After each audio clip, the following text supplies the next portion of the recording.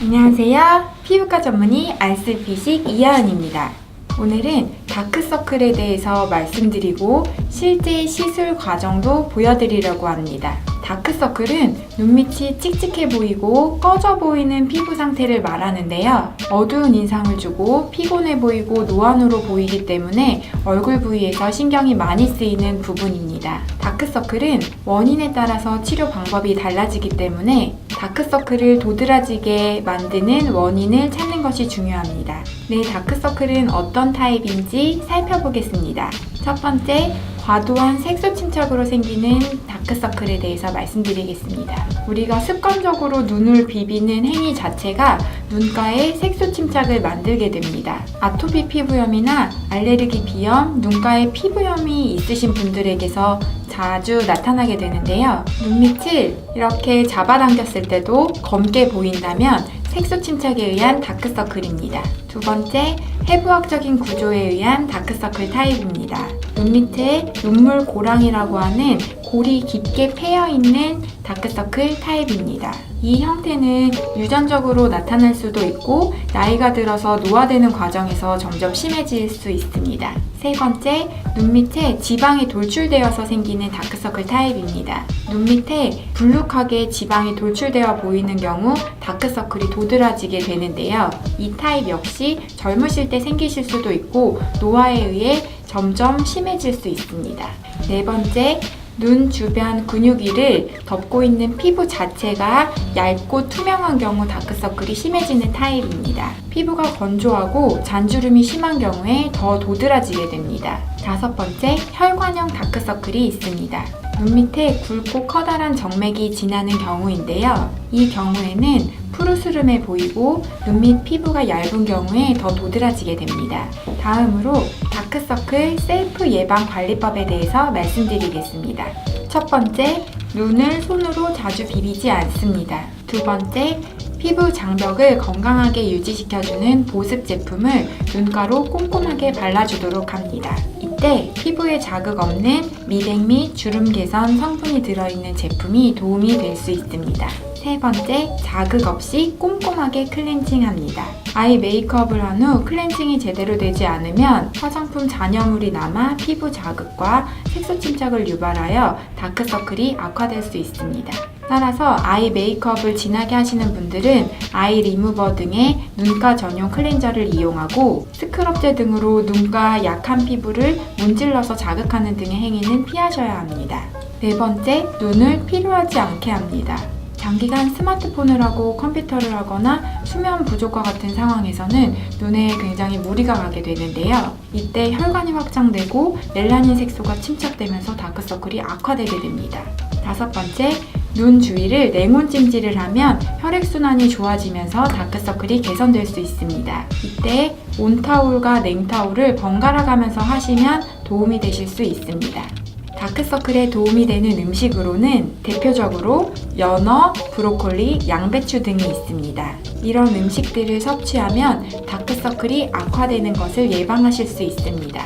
네, 대중적으로 가장 널리 알려져 있는 이 속설은 아직까지 의학적으로 증명된 바는 없지만 피부를 좀 더 맑게 해주고 혈액순환을 촉진시켜 주어서 다크서클이 악화되는 것을 막아주는 데 도움이 될 수 있습니다.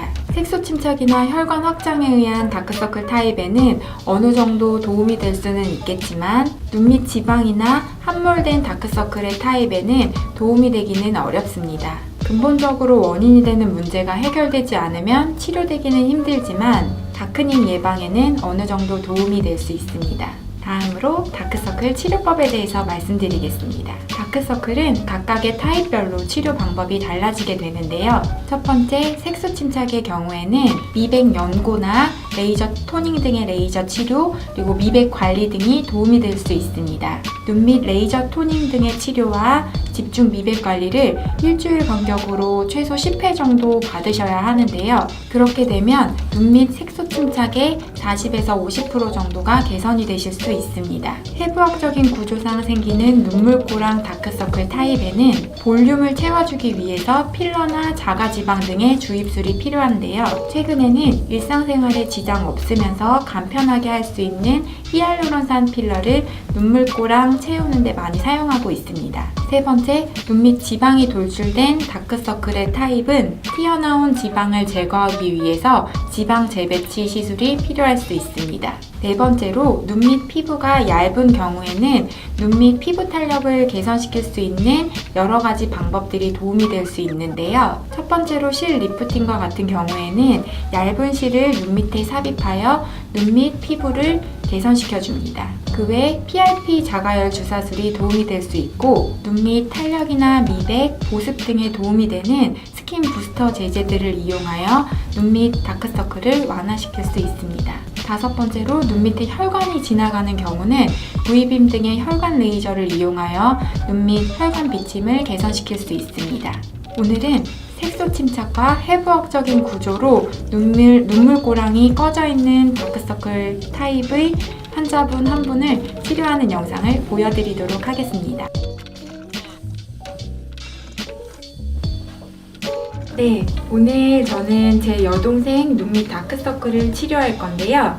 우선은 제 여동생 같은 경우는 색소 침착과 눈물고랑 해부학적인 문제를 가지고 있는 다크서클 타입입니다. 필러를 이용하여서 교정을 할 건데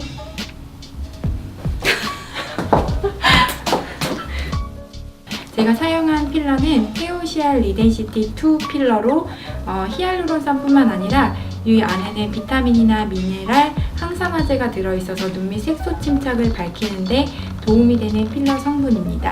네, 이제 시술을 시작할 거고, 보통 필러 시술 소요 시간은 한 상태에 따라서 5분에서 10분 정도 소요됩니다.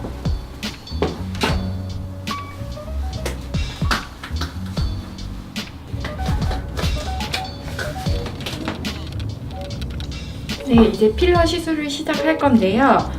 우선 국소 마취 연고를 바르고 캐뉼라 들어가는 부위에 국소 마취 주사를 해 놓은 상태입니다. 이제 소독부터 시작하겠습니다. 눈 한번 살짝 떠보실까요? 눈 한번 살짝 떠보실게요.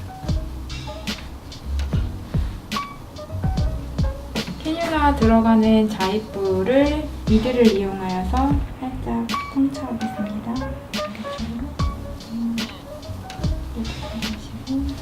캐뉼라를 이용하여 필러를 주입하도록 하겠습니다. 딱 불편한 느낌 드세요. 필러를 이용하여서 눈 밑 꺼진 부위를 자연스럽게 채워줍니다. 어떠세요? 아니요. 눈 밑 필러 시술을 받으실 때는 우선은 필러 선택이 굉장히 중요하고, 피부가 이렇게 얇은 경우는 필러를 주입하고 푸르스름하게 비쳐 보이는 경우가 생길 수 있는데, 그런 경우는 녹여야지 되는 상황일 수 있습니다. 푸르스름하게 비쳐 보이지 않고 자연스럽게 잘 퍼지는 필러를 선택하는 것이 중요합니다. 페오시알 리덴시티의 경우는 그렇게 비쳐 보이는 것도 없고 비타민이나 미네랄 등의 성분으로 눈밑이 좀 환해지는 효과도 있어서 추천해드리는 필러 제품입니다.